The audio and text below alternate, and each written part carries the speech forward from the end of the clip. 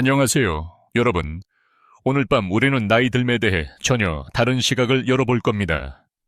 젊음은 사라지지만 건강은 유지될 수 있다는 사실을 증명하는 여정을 함께 떠나볼까요? 혹시 오늘 아침에도 관절이 아프셨나요? 침대에서 일어나는 것조차 버거우셨다면 저도 같은 시간을 지나온 사람으로서 너무나 잘 압니다. 저는 올해로 91세, 여전히 환자들을 직접 진료하고 주말엔 골프도 칩니다. 물론 처음부터 이렇게 건강했던 건 아닙니다. 70세 무렵, 저는 아침마다 눈을 뜨는 게 두려웠습니다. 마치 끝이 다가오는 느낌이었죠. 온몸이 쑤시고 무릎은 자물쇠처럼 굳어졌으며 하루를 버틸 기력조차 없었습니다. 그럼에도 저는 포기하지 않았습니다. 수십 년간 의사로 살아오며 수많은 환자를 지켜봤고 저는 하나의 공통점을 발견했습니다. 건강하게 오래 사는 사람들은 모두 단순하면서도 핵심적인 한 가지를 실천하고 있었습니다. 바로 우리가 평생 무시해온 4개의 신체 부위를 철저히 관리한다는 사실이었습니다. 복잡한 약도, 고가의 건강식품도 아니었습니다. 놀랍게도 그것은 몸을 제대로 씻고 만지고 들여다보는 것이었습니다. 여기서 중요한 전제가 있습니다. 나이가 든다는 건 절대 멈추는 이유가 되지 않습니다. 80세가 넘어도 변화는 가능합니다. 물론 지금 화면 앞에 앉아있는 여러분 중 몇몇은 이미 너무 늦었어 라고 생각하고 있을지도 모릅니다. 하지만 믿으세요. 지금 시작하면 내일은 달라질 수 있습니다. 그럼 편안하게 앉기 전에 잠시 시간을 내어 영상을 좋아요하고 구독해주세요. 단, 제가 하는 일을 진짜 좋아하신다면요. 댓글로 당신이 사는 지역과 지금 시각도 공유해주세요. 생각보다 많은 이들이 같은 밤하늘 아래 함께하고 있다는 걸 알게 될 거예요. 이제 불을 끄고 부드러운 소리를 위해 선풍기를 켜도 좋습니다. 그리고 오늘 밤 우리의 여행을 시작해봅시다. 제가 처음으로 몸의 경이로움을 깨달은 건 의과대학 시절 시신 해부 실습 때였습니다. 해부대 위에 펼쳐진 그 몸 하나에 혈관이 어떻게 퍼져 있고 신경이 어떤 식으로 교차하는지를 보며 저는 전율을 느꼈습니다. 그리고 수십 년이 지난 지금 저는 그 구조 속에서 건강의 해답을 찾았죠. 그 해답은 거창하지 않습니다. 단지 간과된 부위들을 다시 보라는 것입니다. 저는 이것을 숨겨진 4개의 관문이라 부릅니다. 발, 겨드랑이, 허벅지 안쪽, 등과 두피. 이 부위들은 단순히 씻는 부위가 아닙니다. 모두 주요 신경, 림프절, 혈관이 모이는 전략적 교차점이며 이들의 상태가 곧 당신의 전신 건강을 좌우합니다. 한 번은 78세의 박영자님이 저를 찾아왔습니다. 선생님, 이제 아무것도 못하겠어요. 손주랑 산책도 무리고 허리도 아프고 발은 타들어가요. 그녀의 눈에는 절망이 가득했습니다. 저는 그녀의 발부터 보기 시작했습니다. 그리고 저는 확신했죠. 그녀의 고통은 나이가 아니라 방치에서 비롯된 것이었습니다. 더욱 충격적인 건 우리 대부분이 자신이 건강을 유지하고 있다고 착각한다는 것입니다. 매일 샤워하고 약도 챙겨 먹고 병원도 가는데 왜 아플까? 왜 여전히 몸은 무겁고 아침마다 피곤할까? 대답은 이렇습니다. 우리 몸은 중요한 곳이 아니라 잊힌 곳에서 무너지기 시작합니다. 그걸 요십 년간 현장에서 보아왔습니다. 물론 학계에서는 이 이론에 이견도 많습니다. 어떤 이들은 림프 마사지나 발 관리가 심혈관 질환을 바꾼다는 건 과학적 근거가 부족하다고 말합니다. 하지만 저는 이렇게 대답합니다. 근거보다 경험이 먼저 온다. 저는 수백 명의 노인 환자들이 삶의 질을 되찾는 걸 직접 봤습니다. 그들의 얼굴, 걸음걸이, 숨소리가 증거였습니다. 참, 여러분 혹시 알고 계셨나요? 고양이는 자기 발을 하루에 수십 번 넘게 핥아 관리한다고 합니다. 고양이의 수명은 길지 않지만 그 짧은 시간 동안 그들은 거의 병원에 가지 않고 스스로를 관리합니다. 때로는 동물들이 우리보다 더 똑똑한 것 같아요. 그럼 우리는 어떻게 해야 할까요? 매일 30분을 투자해야 할까요? 아닙니다. 단 5분이면 충분합니다. 이 5분이 습관이 되면 신체는 서서히 회복하고 면역은 강해지며 에너지는 자연스럽게 차오릅니다. 저처럼 91세에도 병원 복도를 걸으며 환자와 웃을 수 있습니다. 심지어 골프도 9홀은 무리 없이 칩니다. 점수는 비밀이지만요. 제가 퍼팅에서만 3번 실수한 건 말하지 마세요. 이제부터 4개의 부위에 대해 하나하나 말씀드리겠습니다. 과학적인 설명과 실제 환자 사례, 그리고 제가 직접 실천하는 구체적인 방법들까지 모두 공유드릴게요. 이건 광고도 아니고 돈 드릴 일도 아닙니다. 그냥 당신 몸을 당신이 돌보는 법을 알려드리는 거예요. 다음은 그 첫 번째 관문, 우리가 매일 밟고 다니지만 거의 돌아보지 않는 바로 그 부위, 발에 대한 이야기입니다. 그리고 그 발이 어떻게 우리의 장기와 심장, 그리고 뇌까지 연결되어 있는지를 들려드릴게요. 발은 단순한 이동수단이 아닙니다.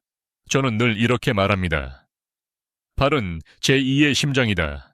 생리학적으로도 발에는 약 7,000개의 신경 말단이 모여 있으며 이는 각각 신체 장기와 연결되어 있습니다. 특히 발바닥은 장기 반삭으로 가득 차 있습니다. 즉, 발의 상태는 내부 기관의 기능과도 직결됩니다. 사람들은 흔히 발을 그냥 씻기만 하면 된다고 생각합니다. 하지만 발은 단순한 세정이 아닌 회복의 시작점입니다. 제 환자 중 한 명인 78세의 박상철님은 팔 통증으로 인해 화장실 가는 것조차 버거운 상태였습니다.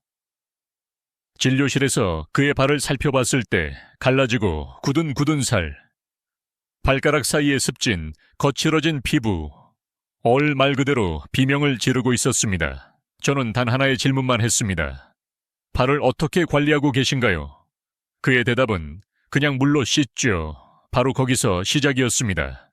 그에게 제가 제안한 4단계의 관리법은 간단하지만 강력했습니다. 첫 번째, 따뜻한 물에 30분간 발 담그기. 이건 단순한 족욕이 아닙니다. 천보다 약간 높은 40도 정도의 물에 소금을 조금 넣으면 혈관이 확장되고 전신 순환이 촉진됩니다. 하루 종일 쌓인 부종도 빠르게 가라앉죠. 특히 고혈압이나 당뇨가 있으신 분들은 이 과정이 더욱 중요합니다. 저의 오랜 환자 이명숙 할머니는 이 방법으로 20년 넘게 앓던 불면증을 해결했습니다. 지 박사님, 처음엔 반신반의했는데 일주일 만에 밤에 뒤척이지 않게 됐어요. 그녀의 그 잔잔한 미소가 지금도 기억납니다. 두 번째, 발바닥 마사지. 아침에 눈을 뜨자마자 저녁에 잠들기 전 하루에 단 2번 손끝으로 원을 그리며 발바닥을 눌러줍니다. 저는 특히 발 뒤꿈치와 발볼, 발가락 사이의 반사구를 집중적으로 마사지합니다. 제 환자 중 한 분은 이 간단한 마사지로 15년간 고생하던 변비가 해결되었습니다. 소화 기능이 개선되고 숙면에도 큰 도움이 되었다고요. 세 번째, 발가락 사이 꼼꼼히 건조하기. 이건 정말 많은 분들이 놓칩니다. 발가락 사이는 습기와 균이 번식하기 가장 좋은 공간입니다. 특히 당뇨가 있는 경우 감염이 생기면 회복이 어려워지죠. 실제로 82세의 김우진 할아버지는 발가락 사이의 무좀을 방치했다가 절단 위기까지 갔었습니다. 다행히 치료와 관리로 회복했지만 처음부터 건조만 잘했어도 피할 수 있었던 일이었습니다. 네 번째, 보습 크림과 미끄럼 방지 슬리퍼. 나이가 들면 발 피부도 건조해지고 민감해집니다. 샤워 후엔 풋 전용 크림이나 바세린을 꼭 바르세요. 그리고 집에서도 맨발은 피하세요. 저는 모든 환자에게 미끄럼 방지 슬리퍼 착용을 권장합니다. 무릎 통증도 줄고 넘어질 위험도 줄어듭니다. 실제로 70대 이상에서는 적절한 신발 착용만으로 무릎 통증이 평균 30% 이상 줄어든다는 통계도 있습니다. 박상철님은 이 4가지를 석 달간 꾸준히 실천했습니다. 그리고 그 결과는 감동 그 자체였습니다. 지 박사님, 이제 아침에 일어나면 발이 아프지 않아요. 지난주엔 손주와 함께 공원을 2바퀴나 돌았어요. 예전엔 상상도 못했던 일이에요. 그의 말에 저도 눈물이 핑 돌았죠. 그가 되찾은 건 단지 건강이 아니라 삶의 기쁨이었습니다. 하지만 아직도 회의적인 분들이 있습니다. 그런 걸로 건강이 나아질 리 없어. 학계에서도 발 마사지나 족욕의 효과에 대해 완전한 합의는 이루어지지 않았습니다. 일부 전문가들은 일시적인 혈류 증가는 있을지 몰라도 장기적인 개선은 과학적으로 입증되지 않았다고 말합니다. 하지만 저는 다른 방식으로 반박합니다. 삶의 질은 수치가 아니라 경험으로 측정됩니다. 참, 발과 관련된 기묘한 사실 하나 알려드릴까요? 고대 중국에서는 족욕을 내장을 씻는 행위로 여겼습니다. 심지어 황제의 침실 옆에는 족욕 전용 욕조가 따로 있었다고 합니다. 지금 생각하면 꽤 힙한 웰니스 문화였던 셈이죠. 이제 질문 드릴게요. 오늘 하루 동안 당신은 발에게 어떤 대접을 해주셨나요? 하루 종일 당신을 지탱해준 그 발에 단 5분의 감사 시간을 주셨나요? 발 관리의 핵심은 바로 일상화입니다. 특별한 시간이나 도구가 필요하지 않습니다. 족욕은 TV 보면서 할 수 있고 마사지는 커피 마시며 할 수 있습니다. 단 5분의 시간, 그러나 꾸준함이 쌓이면 그건 기적이 됩니다. 다음은 우리가 평생 그냥 땀나는 곳이라 생각하며 소홀히 해온 그 부위, 겨드랑이에 대해 말씀드릴 차례입니다. 이곳이야말로 당신 면역력의 가장 결정적인 열쇠라는 걸 아신다면 아마 깜짝 놀라실지도 모릅니다. 겨드랑이, 대부분의 사람들은 이곳을 단순히 땀나는 곳 혹은 냄새나는 부위로만 여깁니다. 그래서 강한 도드란트를 뿌리거나 심지어 땀샘 자체를 차단하는 시술을 받기도 합니다.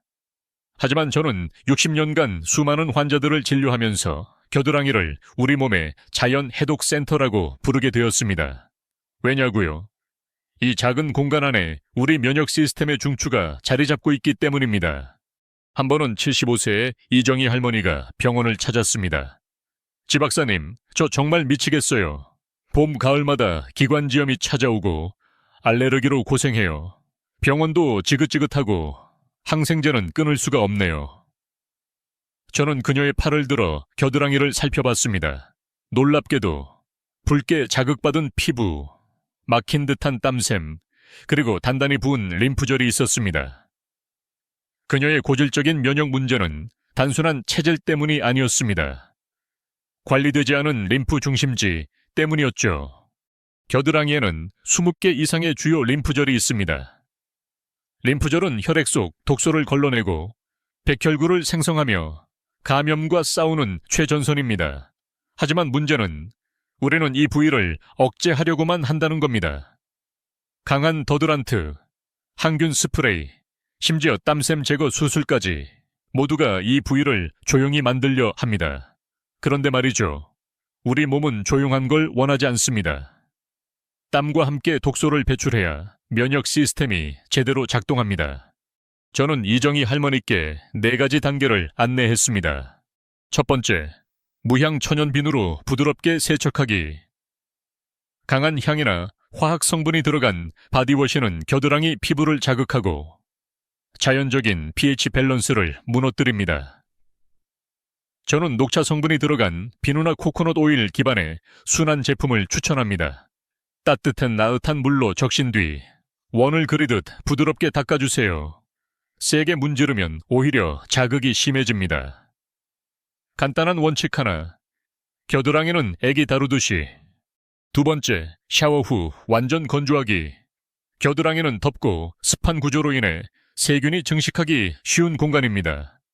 샤워 후 수건으로 닦는 것만으론 부족합니다. 저는 환자들에게 차가운 바람으로 겨드랑이를 말리는 걸 권합니다. 헤어드라이어의 냉풍 모두가 진정한 친구입니다. 83세의 정민호 할아버지는 이 한 가지 습관으로 수십 년간 고생하던 겨드랑이 가려움증을 해결하셨습니다. 지 박사님, 처음엔 웃겼어요. 드라이기로 겨드랑이를 말리다니. 근데 효과가 너무 좋더라고요. 세 번째, 자연 유래 더드란트 사용하기. 알루미늄, 파라벤, 트리클로산 등 화학 성분이 포함된 제품은 땀샘을 막고 장기적으로 림프절에 악영향을 줄 수 있습니다. 저는 코코넛 오일과 베이킹소다를 섞은 천연 더드란트를 사용합니다. 또는 사과 사이다 식초를 물에 희석해서 겨드랑이에 바르면 pH 균형이 잡히고 냄새도 자연스럽게 줄어듭니다. 그리고 놀랍게도 익숙한 식초 향은 10분도 안 돼 사라집니다. 네 번째, 아침 2분 림프 마사지. 이건 제가 가장 강조하는 부분입니다. 매일 아침 양팔을 번갈아 위로 올리고 반대 손으로 겨드랑이에서 가슴 방향으로 원을 그리며 부드럽게 마사지하세요. 단 1분씩, 양쪽 도합 2분이면 됩니다. 이 간단한 동작이 림프 흐름을 촉진하고 면역 세포 이동을 돕습니다. 이정희 할머니는 이 방법들을 2달 동안 꾸준히 실천했습니다. 그리고 가을이 다시 왔을 때 그녀는 처음으로 병원을 찾지 않았습니다. 지 박사님, 이번 가을은 정말 기적이에요. 기침도, 콧물도 없어요. 약 없이 계절을 넘긴 게 20년 만이에요. 그녀의 표정은 아이처럼 환했고, 저는 겨드랑이라는 조용한 부위가 삶의 질을 이렇게 바꿀 수 있다는 사실에 또 한 번 감동했습니다.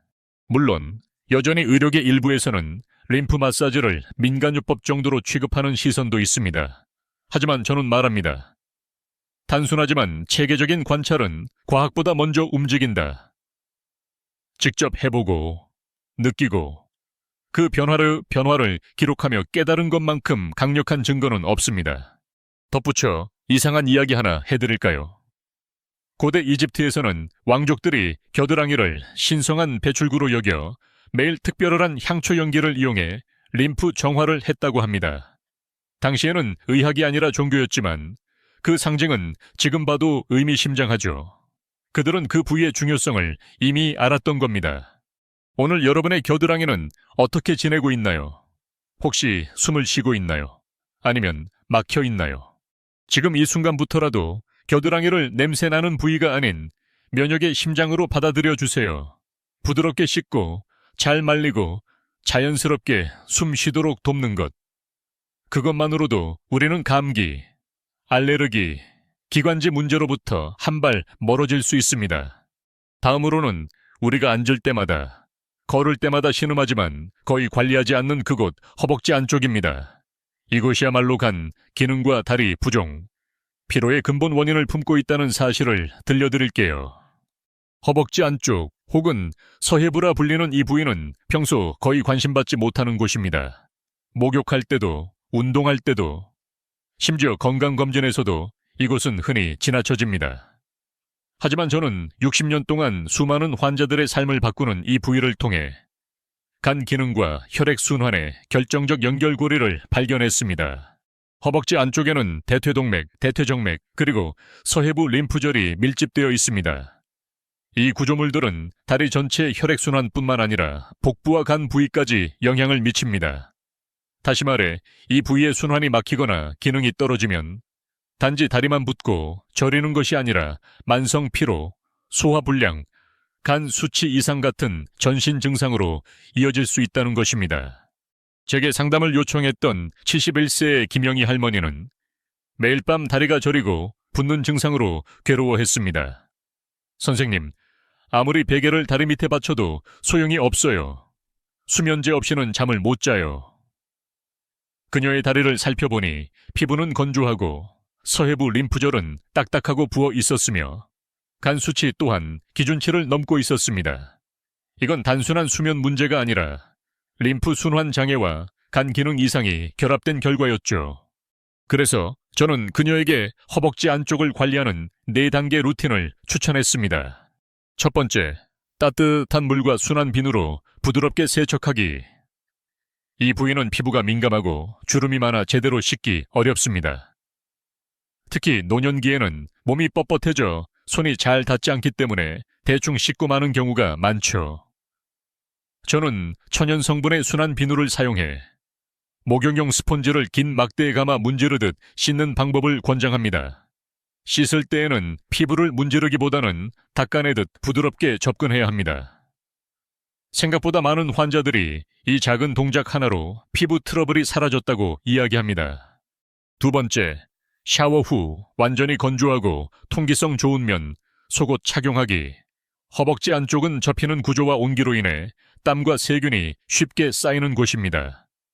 샤워 후에는 반드시 부드러운 수건으로 꼼꼼히 말려야 하며 폴리에스터나 나일론 같은 인공섬유 속옷은 피해야 합니다.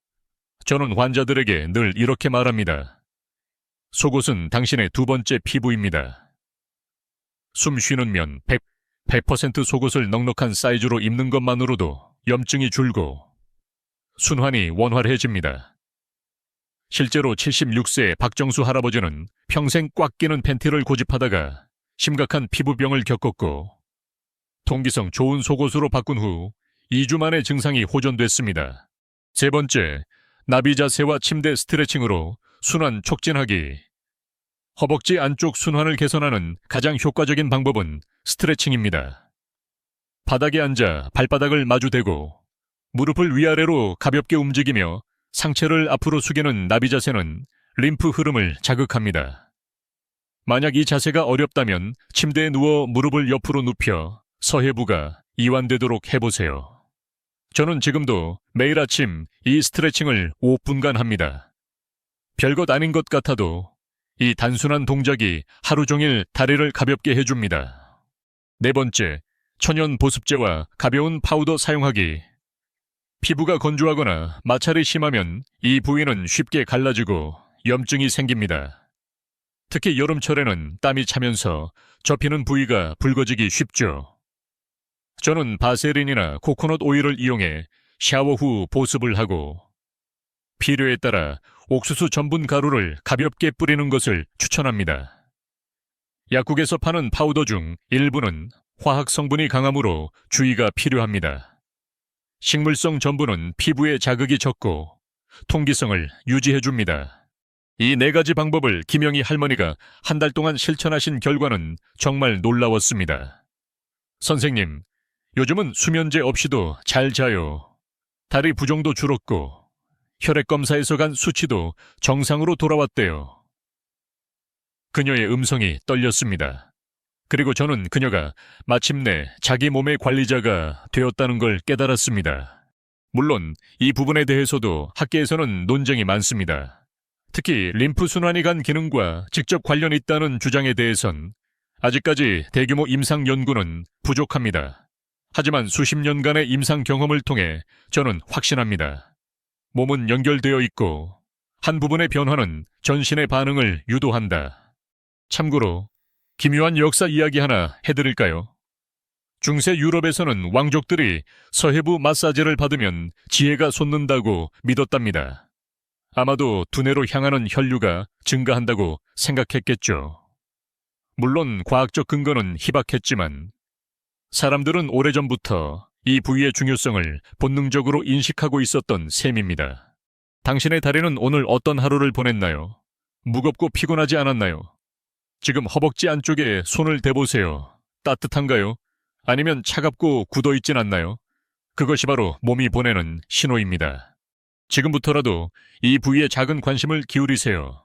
스트레칭과 보습, 통풍 좋은 속옷, 그리고 부드러운 세척, 이 네 가지가 쌓이면 간도, 다리도, 당신의 삶도 달라집니다.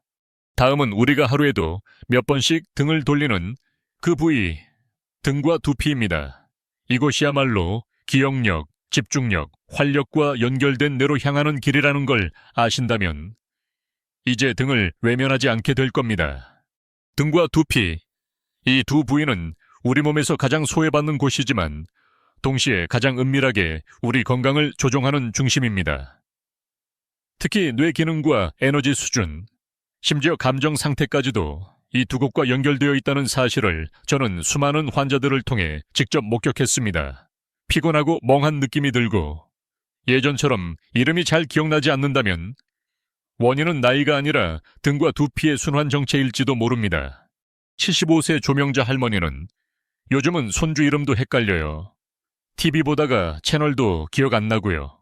혹시 치매가 시작된 걸까요? 라며 눈시울을 붉히며 제게 상담을 요청했습니다. 저는 그녀의 등을 살폈고 단단하게 뭉친 어깨 근육과 움푹 패인 날개뼈, 그리고 딱딱하게 굳은 두피를 발견했습니다. 목에서부터 뇌로 향하는 혈류와 신경 흐름이 막혀 있었던 것이죠. 등은 단순히 등을 씻는 등짝이 아닙니다. 척추를 따라 뻗은 이 부위는 우리 중추신경계의 고속도로이며 뇌로 향하는 중요한 혈관들의 출발점입니다. 두피 역시 마찬가지입니다. 피가 잘 돌지 않는 두피는 곧 뇌로 향하는 영양과 산소 공급이 차단되었다는 뜻이고, 이것은 곧 기억력 저하와 집중력 상실로 이어집니다. 그래서 저는 조명자 할머니께 4가지 실천 전략을 알려드렸습니다. 첫 번째, 미지근한 물과 부드러운 브러쉬로 등을 씻기.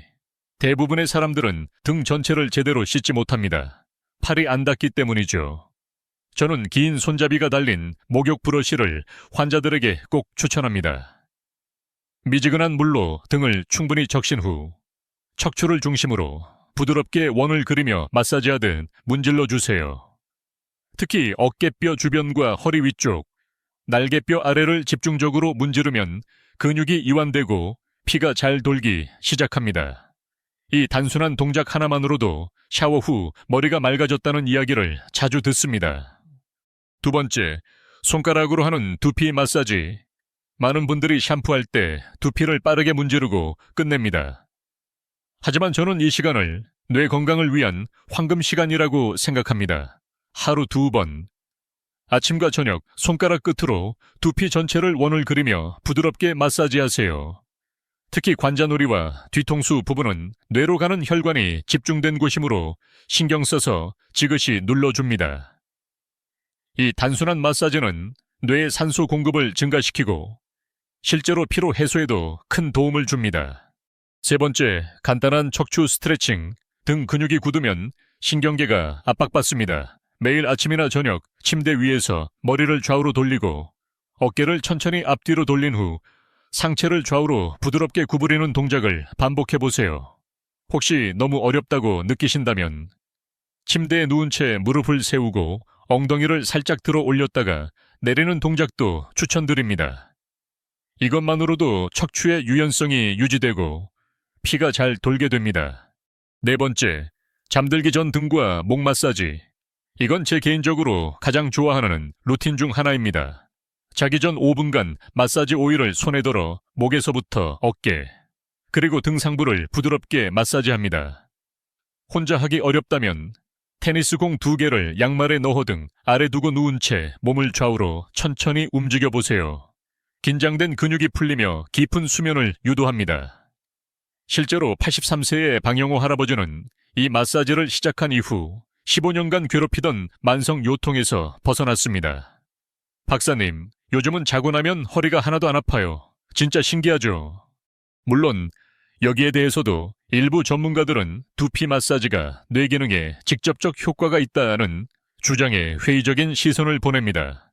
하지만 저는 이렇게 말하고 싶습니다. 머리가 맑아지는 걸 느낀다는 것 자체가 효과 아닙니까? 몸은 숫자가 아니라 감각으로 반응합니다. 재미있는 일화 하나 더 소개할까요? 고대 인도에서는 명상 전 반드시 두피에 오일을 바르고 마사지하는 전통이 있었습니다. 그들은 이를 신과 소통하기 전 몸의 문을 여는 의식이라 불렀습니다. 지금에 와선 과학적이진 않지만 그 철학은 꽤 흥미롭죠. 여러분의 등과 두피는 오늘도 과로하고 있습니다. 스마트폰을 고개 숙여보느라 목은 뻣뻣하고 피곤한 하루 끝에 뇌는 산소가 부족합니다. 그런 날 샤워할 때 손바닥으로 등을 슬쩍 문지르는 대신 브러쉬로 진심을 담아 문질러 보세요. 그리고 두피를 가볍게 눌러주세요. 단지 그것만으로도 내일 아침 눈을 뜨는 기분이 달라질 겁니다. 이제 마지막으로 여러분이 어떻게 이 모든 루틴을 일상 속에서 무리 없이 그리고 꾸준히 유지할 수 있을지 알려드릴 차례입니다. 5분의 기적이라 부르는 저만의 실전 전략을 공유하겠습니다. 이제까지 우리가 함께 살펴본 4개의 신체 부위, 발, 겨드랑이, 허벅지 안쪽, 그리고 등과 두피. 이 부위들은 단순히 신체 일부가 아니라 당신의 건강을 결정짓는 중심축입니다. 하지만 많은 분들이 이런 질문을 합니다. 박사님, 다 좋은데 이걸 어떻게 매일 실천하죠? 시간이 없어요. 그럴 때 저는 웃으며 대답합니다. 딱 하루 5분이면 됩니다. 단 매일이면 말이죠. 저는 이걸 5분의 기적이라 부릅니다. 누구나 할 수 있고 꾸준히 할 수 있는 현실적인 전략입니다. 비결은 단순합니다. 하루에 하나의 부위에만 집중하는 것입니다. 요일마다 주제를 정하는 것이죠. 예를 들어 이렇게 구성할 수 있습니다. 월요일은 발 관리의 날, 수요일은 겨드랑이 정화의 날, 금요일은 허벅지 안쪽 순환의 날, 일요일은 등과 두피 회복의 날, 나머지 요일은 휴식하거나 간단한 기본 관리만 하면 됩니다. 이 방식은 부담이 없고 집중력이 높으며 무엇보다 잊지 않게 해줍니다. 그리고 각 부위마다 딱 5분만 투자하세요. 발 마사지, 족욕, 겨드랑이, 림프 마사지, 허벅지 스트레칭, 두피 마사지, 이 중 하루에 하나씩이면 충분합니다. 저는 지금도 매일 아침 발바닥을 3분간 마사지하고 식사 후에는 허벅지를 가볍게 늘리고 샤워 시간에는 브러쉬로 등을 문지릅니다. 자기 전에는 겨드랑이를 부드럽게 마사지하죠. 모든 걸 합쳐도 15분이 채 안 걸립니다. 여기서 중요한 팁 하나. 새 습관은 기존 습관에 연결해야 유지됩니다. 이를 습관 끼워넣기라고 부르는데, 예를 들어 아침 커피를 마시면서 발 마사지를 하거나 뉴스를 보며 허벅지 스트레칭을 하고 샤워할 때 브러쉬로 등을 문지르고 잠들기 전에 림프 마사지를 하는 식입니다. 이런 식으로 연결해두면 잊어버릴 틈이 없습니다. 자연스럽게 일상 속으로 스며들게 됩니다. 사실 많은 분들이 가장 흔하게 던지는 말이 바로 이것입니다. 이미 너무 늦었어요. 하지만 정말 그럴까요? 제가 진료한 환자들 중 가장 극적인 변화를 경험한 분들은 모두 80대 혹은 90대였습니다. 86세 박정희 할머니는 이 4가지 관리법을 시작한 지 6개월 만에 혈압약을 절반으로 줄였고 10년 넘게 시달리던 불면증을 극복하셨습니다. 박사님, 아침에 눈 뜨는 게 이제는 기다려져요. 93세의 이상철 할아버지는 오랜 관절 통증으로 지팡이 없이는 한 걸음도 못 걸으셨는데 이 루틴을 통해 지팡이 없이도 공원을 산책하셨습니다. 박사님, 손주랑 손잡고 걷는 이 기분 말로 다 못해요. 그리고 무엇보다 중요한 마지막 조언은 이것입니다. 꾸준히 하세요. 완벽할 필요 없습니다. 오늘은 겨드랑이를 깜빡했어도 괜찮습니다. 내일 다시 발을 마사지하면서 리듬을 회복하면 됩니다. 건강은 단기간에 폭발적으로 좋아지는 것이 아니라 한 겹 한 겹 쌓이며 천천히 변하는 것입니다. 그래서 저는 건강은 누적의 미학이라 부릅니다. 혹시 지금 이 글을 읽으며 그래도 나 같은 사람은 안 될 거야 라고 생각하신다면 꼭 이렇게 말씀드리고 싶습니다. 당신은 이미 오늘 이 순간 변화의 첫걸음을 뗐습니다. 발을 돌아보고 겨드랑이를 의식하고 허벅지에 손을 얹고 두피를 부드럽게 쓰다듬는 순간 당신은 다시 자기 몸의 주인이 되기 시작한 것입니다. 작은 습관은 결국 삶을 바꿉니다. 오늘 밤, 내일 아침, 그리고 그 다음 날도 이 루틴을 하나씩 이어가다 보면 어느 순간 당신은 거울 속 자신을 보며 말하게 될 겁니다. 나 이렇게 건강해질 수 있었구나. 그리고 그때쯤이면 저와 같은 말을 하게 되겠죠. 91세의 나이에도 이렇게 말입니다.